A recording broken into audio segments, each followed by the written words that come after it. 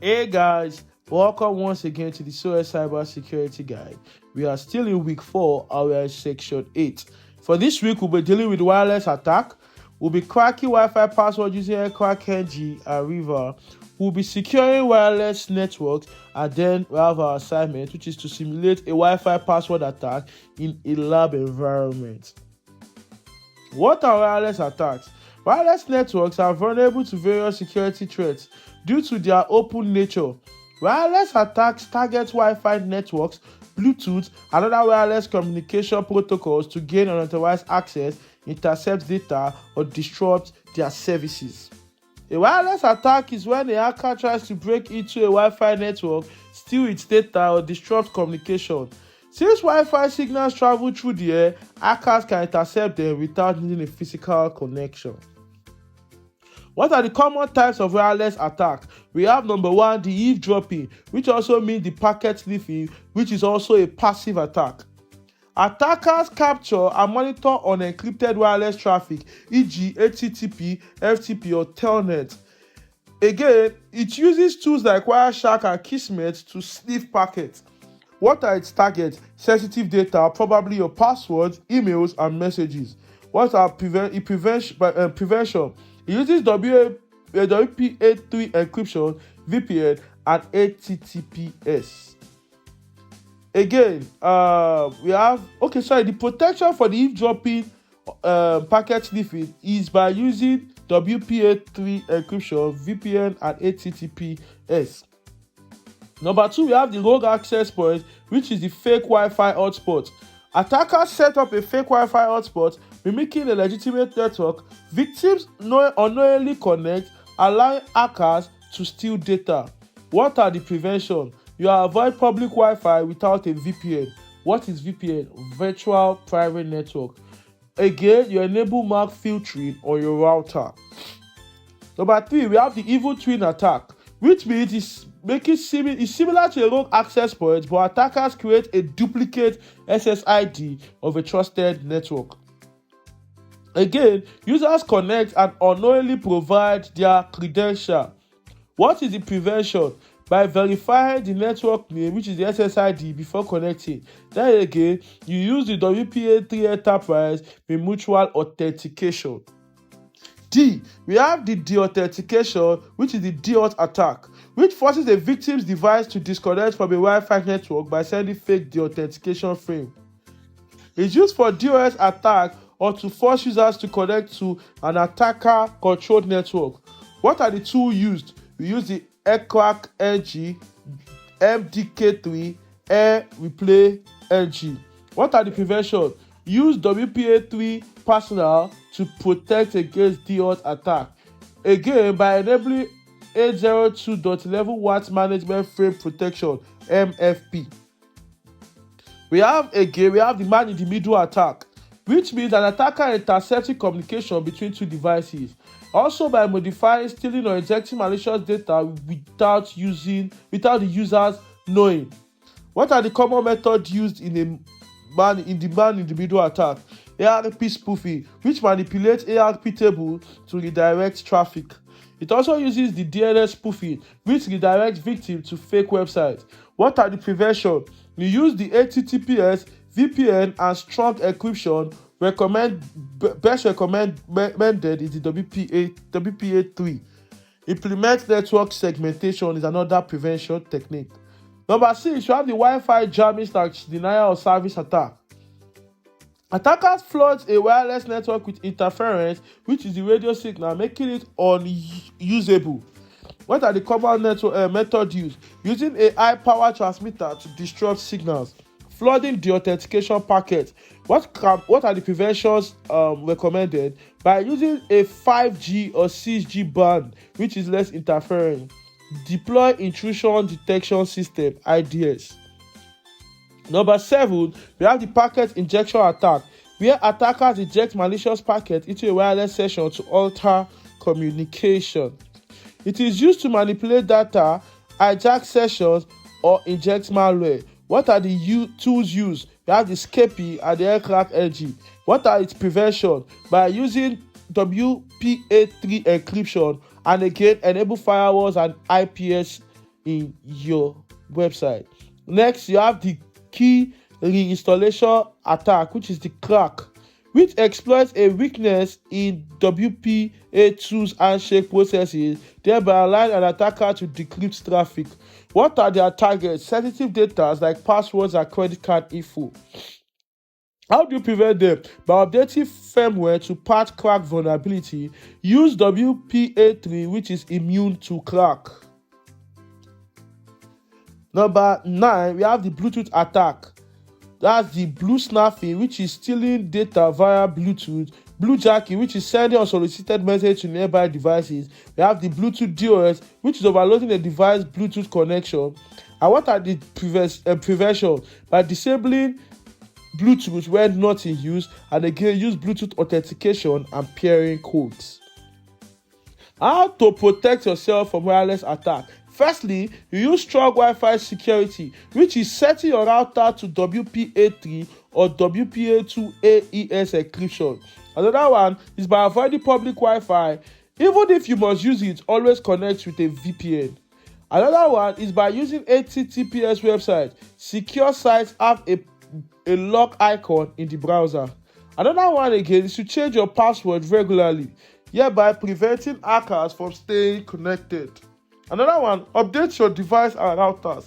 New updates fix security weaknesses. Another way to protect yourself from wireless attack is to turn off unused wireless features. You disable your Wi-Fi, your Bluetooth or NFC, your AirDrop when not needed. Wireless attacks are like pickpocketing your internet traffic. Hackers can steal your data, trick you into connecting to fake network, or jam your Wi-Fi. Staying safe is simple. Use strong security settings, avoid suspicious network, and always encrypt your data.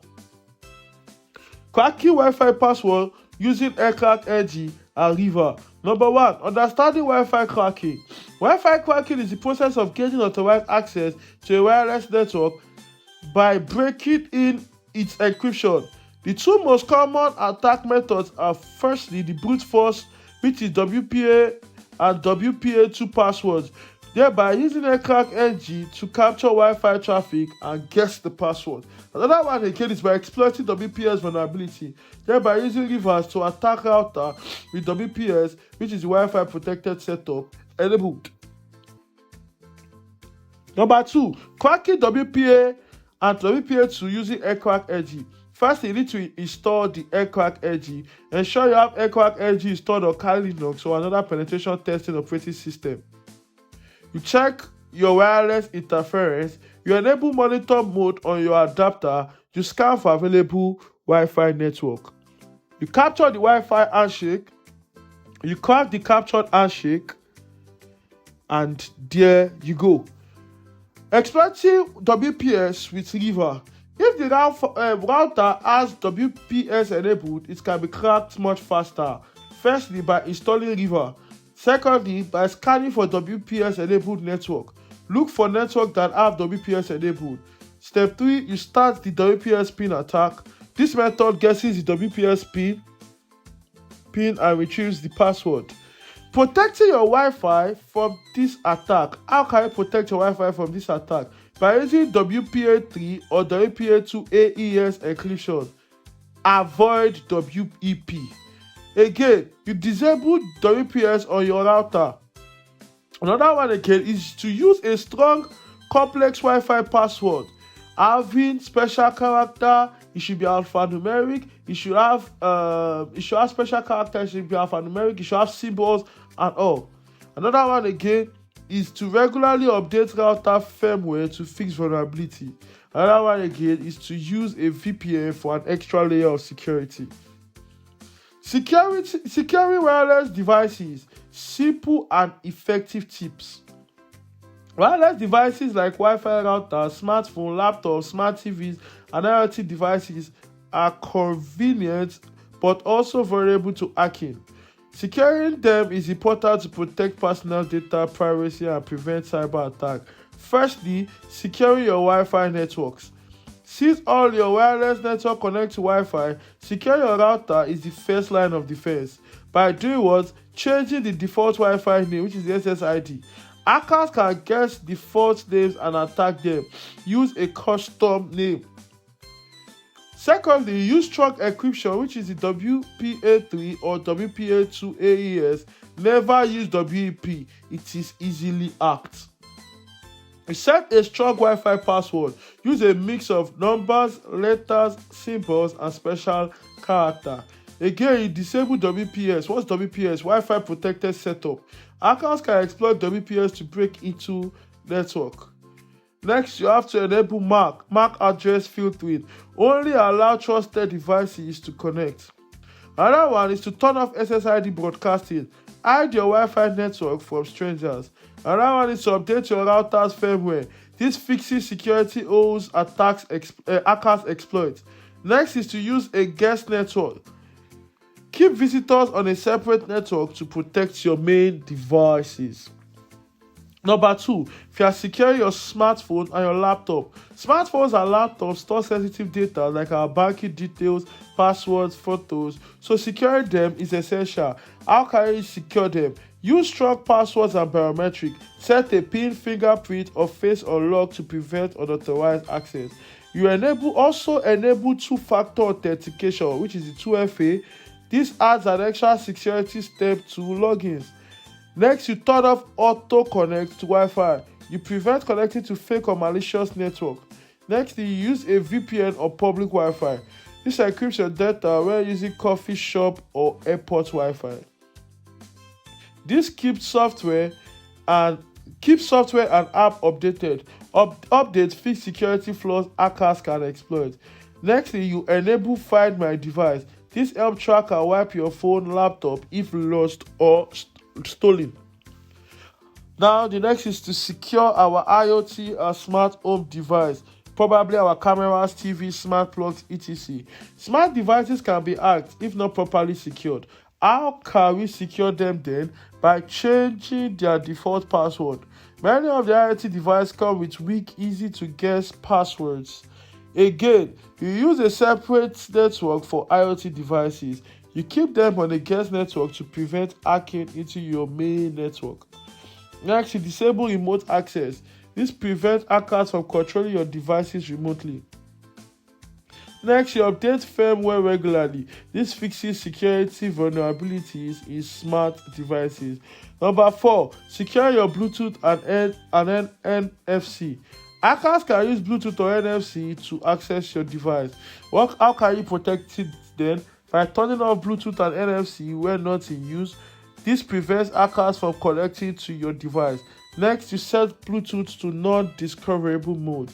This stops strangers from finding your device. Then you reject unknown peering requests. Only accept trusted device. How then can we secure our printers and external devices? Firstly, by changing default printer password. This prevents unauthorized access. By disabling Wi-Fi direct and cloud printing if not needed. This reduces attack risk. Another one, only use trusted USB devices. Malicious USBs can install malware. Final tip, keep your device secure always. Think before you click. Avoid suspicious emails and links. Check for strange network activity. If unknown devices are connected to your Wi-Fi, please remove them. Next, you use security apps and antivirus. This protects against malware and hackers. By following these steps, these simple security steps, you can keep your wireless devices safe from hackers and cyber threats. Thank you so much and enjoy the rest of your day.